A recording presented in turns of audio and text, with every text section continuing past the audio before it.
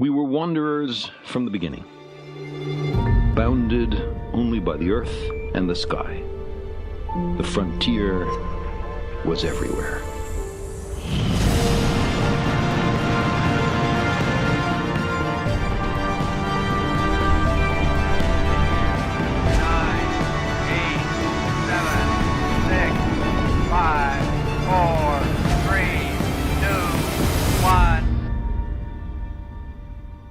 To undiscovered lands and new worlds.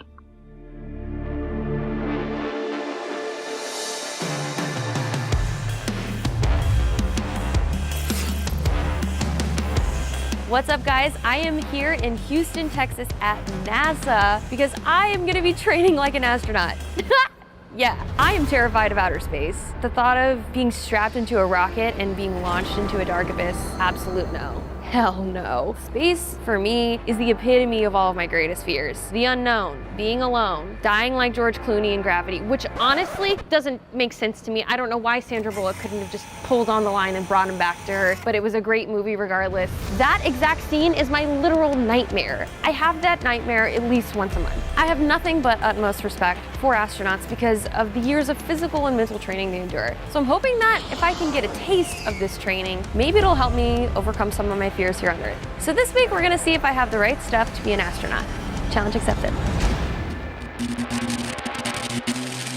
My name's Megan Sumner. I'm a public affairs specialist here at Johnson Space Center. It is very competitive to become an astronaut. In 2017, which was our latest astronaut selection, we had over 18,000 people apply and 12 people were selected. So it's pretty hard. Going to space is a pretty unique and amazing experience. You get to view the Earth from the vantage point of space, which not many people get to view. But during long duration missions, when they're living in space for 6 months, they work out 2 hours a day and don't get to shower for 6 months. They have to take pretty much sponge baths. When they go out on spacewalks for 6 hours, that is an extremely challenging activity. They don't get to eat, they don't go to the bathroom. I don't think Michelle understands how difficult some of the training that she'll get into is. But before we went to Houston, we actually started our training here in California at the Chino Airport. Steve, it's so nice to meet you. I'm really excited and also slightly terrified to fly this plane today. Terrified? Why? It's safer than driving on the road. Is it? Oh, yeah.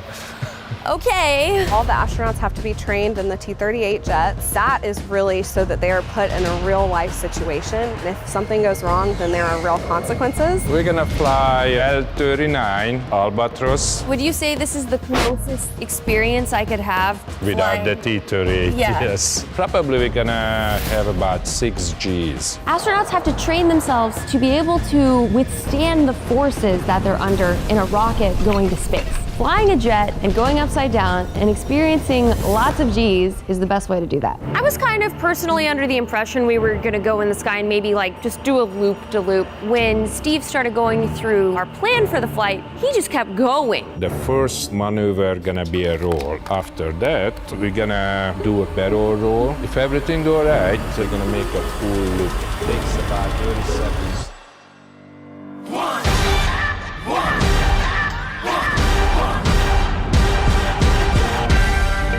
When I think of going to space, one of the most terrifying parts of it for me is being launched. Experiencing a bit of what this is like will maybe quell some of those fears for me. I have never experienced what multiple G's feel like, so that sensation will be different and new, and I'm a little bit nervous about it. Apparently a lot of people black out. Steve went over in our briefing how to eject myself from the plane. Really hope I don't have to use that piece of new knowledge.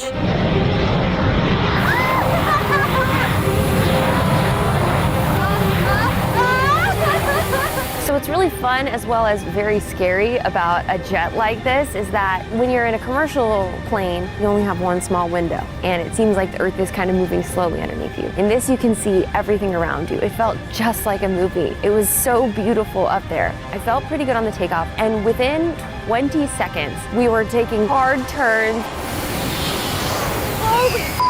Oh my God!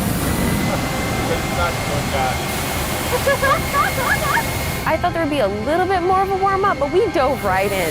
Wow, this feels so badass. What the?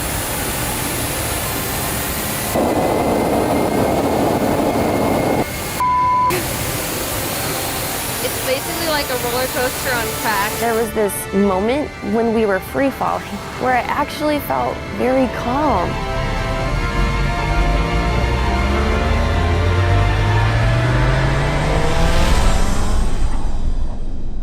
It's like time stopped.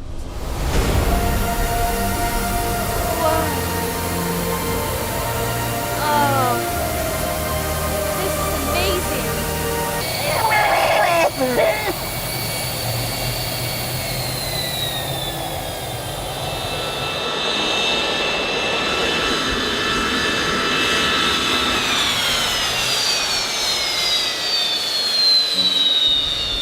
That was completely insane.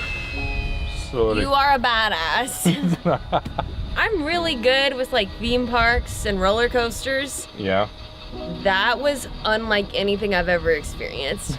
So now that we have literally dove headfirst into this training, I'm excited to continue at NASA in Houston. Today we are in the Neutral Buoyancy Lab. This is where we do spacewalk training with our astronauts. We have mock-ups of almost the entire space station underwater. This is the most similar you can get to actually doing a spacewalk. It's so crazy that they like recreated what's up there down here. We have a Japanese astronaut, Kimiya Yui, and a NASA astronaut, Stan Love, that have suited up now. They're in their spacesuits. They're getting ready to go in the water and start their dive for the day. The suit doesn't look very comfortable. Yes. How heavy is the suit? The suit weighs about 250 pounds, so it is extremely heavy. Of course, in space and even in the pool here, they're weightless, and so they don't feel that weight. The suit has to be multiple layers to protect them from micrometeorites, from radiation, from temperature changes, so it's really their mini space shuttle. So this moment, is this simulating the moment where the door opens? Pretty much, they get into the airlock when they're in space, and that's a pressurized module. That is where they would do what they did here, which was getting the spacesuit on. And then once they open the door, that will be like getting into the pool. What are they training today? The first part of the day, they're going to be doing some operations to see if they can get like a cable passed through one part of the truss segment to the other part of the truss segment. The second part of it, they're going to be using the articulated arm to do replacements of a part in this part of the truss segment over here. And then the third part of the day, they're going to be building a new piece of equipment that's going to be on the space station as well. They're out there for 6 hours. Do they go to the bathroom? They can go to the bathroom. They have maximum absorption garments, which is pretty much a diaper. This is peak fear and discomfort at the same time. Yeah. I'm Karen Nyberg. I'm an astronaut at NASA. I've been an astronaut for almost 19 years now. I flew in space 2 times. So the first time was in 2008 on Space Shuttle Discovery. And then in 2013, I flew on a Russian Soyuz rocket and lived on space station for 5.5 months. I've watched your YouTube videos. You're basically an astronaut YouTuber. When you're doing your hair tutorial, I was like, I want to follow along at home, but I have gravity, so I can't. I love the video of you quilting in space. Are you familiar with Ariana Grande? Vaguely. Have you heard her song, NASA? That's okay. I don't know. That's okay. Never mind. There was this great interaction where the NASA Twitter account retweeted her when the song came out. We were just gonna get a Yeah, get I'm probably not opinion. very No I'd love to know a bit more about why you wanted to be an astronaut. I decided when I was really little that I wanted to be an astronaut. In 1978, they selected their first female astronauts. I was 9, and it impacted me. The first 2 years as an astronaut candidate is a lot of training. We put a lot of stress on emergency training because if there was an emergency, you don't have time to really think about it. We actually do it here in this space station mock-up. The instructors will have different scenarios that they have us run through. So a fake fire, depressurization of the space station, or a leak of ammonia. Those are the 3 main ones that we have to take immediate action. I think you would be silly to say you're not scared at all. You're strapping yourself on a rocket and going into space. But I think the training we have and the background we have, it's very tempered. You don't feel that fear when you're sitting on the launch pad because you have a job to do and you're there to do it. My name is Kimberly Jadwick, and I'm a countermeasure system instructor, which means we train the crew on how to stay healthy when they're in space. One of the things people don't realize is when you're in zero G, your bones and your muscles aren't having to work as hard because you're not fighting gravity. And you can lose up to 2% of bone and muscle mass per month, which is like having osteoporosis. They have 3 pieces of exercise equipment to keep them healthy in space. They have a bicycle, they have a treadmill, and they have a weightlifting machine. What's different about the bike in space is that there's not really a handlebar to hold on to, and there's not a seat. You have shoes that clip into the pedals, and you just hover above it and you cycle. We'll try the treadmill next. That's a little more challenging to load them down since they would float off of it as we put the harness on them, and we use these bungees here. Oh, So you're gonna have to this is a lot of weight. Exactly. There you go. So is it gonna change its pace? No, so we picked Oh them. my gosh, we're going. So it defaults to 3 miles per hour. This is only 3 miles an hour, okay. Every time you hit page up, it's gonna go up 1/10. Do you like Ariana Grande?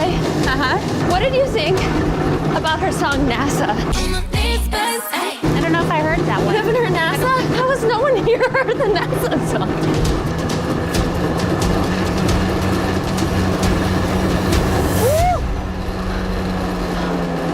Oh my God. The next one's the hardest one, right? Yeah. We're gonna use the full-size bench, but I'm gonna show you the zero G bench first. They pull it up, and so you'll see this is not gonna support the whole body. They just need it holding their torso, and there's a belt that holds them to keep them from floating off of it. What will make this a little awkward at first is because you have gravity, it's wanting to fall that way or this way, so you wanna try to control it and make it go straight up and straight down. Perfect. Oh, is that straight up? No. That's good though, that's good. In zero G, you wouldn't be fighting the gravity part, so it'd be a little easier. It looks so bizarre. It does. So how does this work if there's no weight in space? That is an excellent question. It works. What is going on? We've got 2 vacuums up here at the top that you're working against. Oh, vacuums. How long do astronauts exercise for every day? They're scheduled 2.5 hours a day on exercise for 6 days a week. And then they use exercise not just to physically keep strong, but also as a mental break. I like to compare their day as reading an owner's manual for 8 hours a day. This is Peggy Whitson. She's our record breaker for flying up there for the longest period of time. How long was Peggy in space? She was one of our 1-year astronauts. Wow. I can't imagine spending a year on the International Space Station. For my first flight, I did not have a family. For my second flight, I did, so there's that aspect in it. I'm married to an astronaut, and so I've seen it from both sides. It is definitely easier from the side of the person who is flying into space because you are so focused on the job. As the family, it's harder. When I went for my long duration flight, my son was 3. Part of making it easier was making sure that he was comfortable with me going. To do that, we tried to never make it a negative thing that mommy was going to be leaving. We would show him the space station flying through the sky, mommy's gonna go live there. The days went really, really fast. It does get hard, but I think we as astronauts learn to compartmentalize quite a bit. You have to. Space can be really stressful, and we want food to be a positive experience for the astronauts while they're in orbit. I'm Ryan Dowdy, I'm the ISS Food System Manager, and I'm on the team here at Johnson Space Center that helps get all the food to the International Space Station. Right now, the ISS Food System has about 10 different standard menu containers that the crew is able to eat from at any given time, as well as one crew-specific menu specifically made for you, and then you get 1 container for coffee or tea. Today, I've picked out some of our perennial favorites that the crew have so that you can try. Yes. The first thing that I want to pull out is the shrimp cocktail. Those are freeze-dried shrimp. Oh my God. So feel how lightweight that is. It is. Food is about 90% water, and after we freeze dry that here in the food lab, it goes down to about 10% moisture. This makes it shelf stable so that bacteria can't grow and spoil the food. After we freeze dry it, it gets about a 3-year shelf life. What am I holding? How old is this? Let's see, this was packaged at the end of 2017. So we're gonna rehydrate it, and you can let us know how fresh it tastes. And I'm not gonna get sick? You're not gonna get sick. All right. Why can't we just feed someone nutrition bars? And the answer is, have you ever tried to eat Clif Bars for 6 months at a time? For crew, it's been found that variety is incredibly important. Keep them interested in the food, because if it doesn't taste good, the astronauts are gonna stop eating, they're gonna lose weight, and we can actually experience mission failure. So when Ariana Grande released her song, NASA, I'm a big Ariana Grande fan. To me, it said, this is our generation. We're doing incredible things, and we're going into space. And on top of that, we're starting the commercial crew program and launching crew from the United States for the first time since 2011, which is pretty awesome. That was the deepest interpretation of that song that I've heard. So this is our shrimp cocktail. And this was cooked 2 years ago. Yes, bon appetit.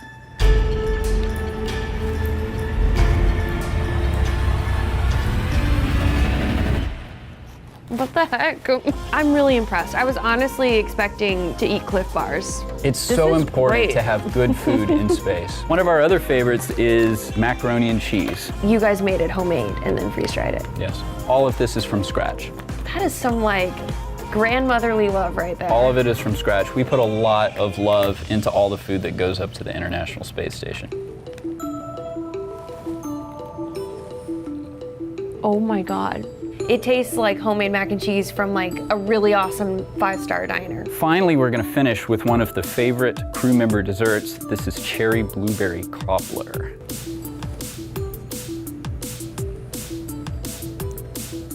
Wow. What do you think? Girl, you know what I'm thinking. This is great. You're just over there like, what do you think? And you know it's great, yeah. Oh my God, what's going on? So inside the spacesuit, there's a 4 psi delta between inside the suit and the vacuum of space. As opposed to putting you in a full suit and putting you in a vacuum chamber, this is an alternative way to do that. So this is just simulating like feeling the pressure. Oh my God. Feeling the pressure of, working in a pressurized glove. Wow. I'm the deputy system manager for the current suit. So my job is to make sure that the astronauts have the right size of suits, and then if anything breaks or needs adjustment, figuring out how to fix that or help the astronauts to make those adjustments. So this is one of the tethers that they have on space station. One half will go to your person on your spacesuit, and the other half to the space station. You have to push the button in on both sides and then kind of swing the bottom in. There you go. And back. So try to, yep. Holy cow. 8 hours of this. Okay. The true test is just a nut and a bolt, something that everybody's seen and has around their house. Fine motor skills are difficult and really fun to do in the gloves. So people do this in space. There are very intricate tasks that the astronauts have to do. This is like being in a mascot uniform while asked to like draw a perfect circle. Yes. This is insane. Okay, I have to get this. I'm sorry. If the hardest thing I do during astronaut training is put a nut on a bolt, that is saying something about the attention to detail astronauts have. We're being controlled by the mission control centers around the world, Houston, Moscow, and I never had a moment where I didn't trust what they told me. If our laptop showed a warning that something was wrong and they called up and said no action, I completely trust that they have everything under control and I don't need to do anything. There was never a trust issue with that. And crewmates as well. We're doing this as a team. It's not an individual effort, and so you have to be able to trust your teammates. It literally looks like it does in the movies. When I told people I was doing this video and getting to come to NASA, everyone's like, oh, were you doing that thing where you spin around? The multi-axis trainer. Yeah. And we learned that that's not even a part of astronaut training. No. Why is that in movies? The first astronauts, the Mercury, Gemini, they did that training, but we don't do that now. A lot of films are more science fiction than fact. There's a lot of misconceptions. I think there's too many to name them all. Just understanding that we're just people who happen to be going to space. I don't know how you change that. My name's Paul Valley. I'm the project manager here at the Active Response Gravity Offload System. Argos is a robot that simulates reduced gravity, and so that means we can make you feel like you're weightless, we can make you feel like you're in lunar gravity on Mars, so we'll hook you up into our harness right here, get the system going for you, and right off the bat you're going to be placed into weightlessness, and you'll be training like an astronaut doing EVA on the space station, doing like a spacewalk out there. So this is the harness you're going to be in, and then you're going to get hooked up to this gimbal up here, and this is what's going to connect you to Argos. I'm so excited. I never got to go to space camp as a kid. Yeah. This is your moment then. This is even better than space camp. kids there don't get to do this system. We do a lot of astronaut training for like specific tasks. For example, repairing something where when they push off, they're floating away. We also do a lot of motion tracking and have them walk in lunar gravity, for example. Do movies ever use this system for stunts or motion capture? Not stunts or motion capture, but we have had some experiences of what spaceflight is like. First Man was in here and had all the cast in here to do That's amazing. various training. All right, Tyler, I'm gonna have you enable vertical. Is it scary? Like, should I be scared? No. I don't think so. If you just push off and float away though, you're gonna keep floating forever, so. We're not gonna George Clooney. Not gonna George Clooney today. All right, Tyler, let's drive up in fine. And Ty, you can go up in course. And you can hold there. So you're gonna notice you have some ability to move. And if you grab that table, you can kind of pull your head down a little bit and send your feet up. Whoa. Or you can push off and go back to neutral. All right, are you ready to get going? I guess. So what I'm gonna do first is I'll bring you over to this mock-up right here.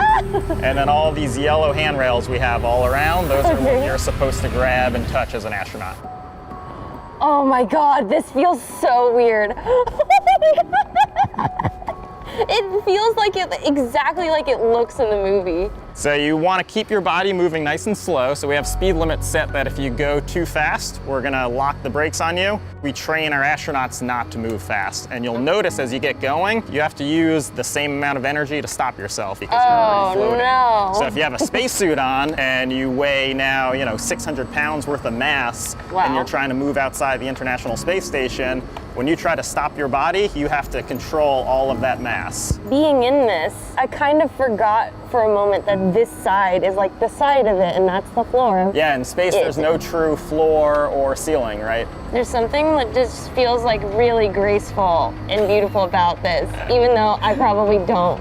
You're looking pretty good, actually. Really? Yeah, you're looking more graceful than some other people have been. Am I more graceful than Ryan Gosling was when he came to He was do this? pretty good. He was pretty good, yeah, he's probably pretty good. Yeah, he was a natural under gravity. I can see why they chose him for Neil Armstrong. Were you here when he was here? You got to meet Ryan Gosling? Yeah.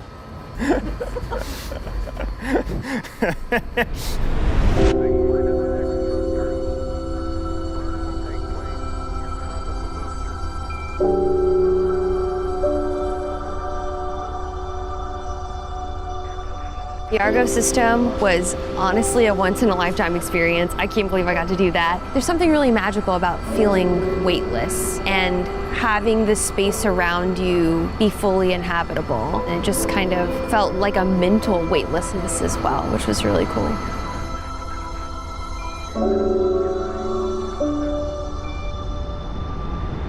So now I'm going to experience lunar gravity, which is very minimal gravity, being able to jump really high very easily, but still come back down to the ground. So you are now in lunar gravity. So right now you weigh 1/6 of what your normal body weight is. Oh my gosh. Oh my gosh. Literally feels like you're Spider-Man.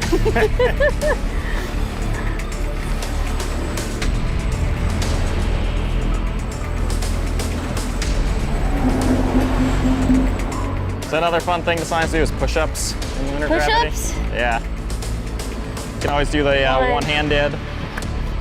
Being an astronaut is so easy. Just kidding. Being an astronaut is really hard.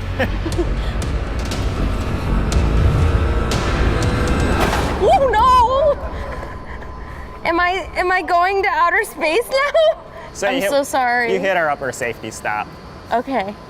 You jumped too hard. I superheroed too hard. This experience, getting a very small taste of what it's like to train to go to outer space, really taught me a lot about myself and I think the misconceptions I have about the things I fear most. Before this experience, I thought that space was this frontier that was scary and unknown. What I realized through this experience and through a lot of my challenge videos is that the perceptions I have about these things are often wrong. Hearing Karen say that she is a human just like me really put things into perspective. Oftentimes we look at our heroes and put them on this pedestal like they're separate and different from us. And at the end of the day, we're all just human. And if someone else can overcome their greatest fears, so can I, and so can anybody. If you guys enjoyed this video, please give it a thumbs up. Comment below with what crazy challenge I should take on Challenge Accepted next. And as always, subscribe so we can keep on going on more adventures together. Also, huge shout out to these amazing participants in our hashtag #IamUltra Instagram challenge. If you want a chance at being next week's shout out, be sure to make a post on Instagram and tag me in it using the hashtag #IamUltra to tell me a way in which you have overcome an obstacle in your life and totally kicked ass. Thank you so much to NASA for allowing me to hang out with you this past week. It was such an incredible experience, and best of luck to the next round of astronaut selects.